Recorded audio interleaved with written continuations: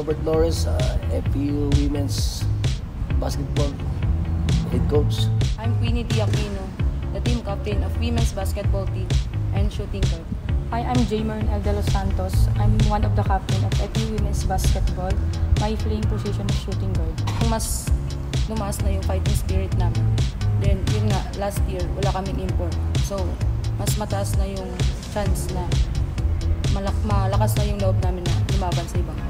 Last season, yung imports, okay yung locals. Ngayon naman, meron kami na bumalik yung imports natin na si Caputo. Siguro yun ang pagandaan nila kasi nakikita ko naman na nag-tune up kami sa ating team. Kailangan patapangin halos kasi ang women's. Meron katulad sa men's, di ba? Siguro yun ang namin. Alam namin na kaya namin lamangan yung performance namin last year. Especially yung sa atake namin and yung mga laruan ng leagues. Sobrang ready na po kami kasi twice a day po yung training namin and gaya po ng sabi ni coach na yung sistema na ina-ensayo namin is kailangan talaga namin is ma-apply yun sa game and wala na din naman po kaming inaantay na iba, kompleto na po kami. Siguro 100% na po kami sa UAAP Season 86.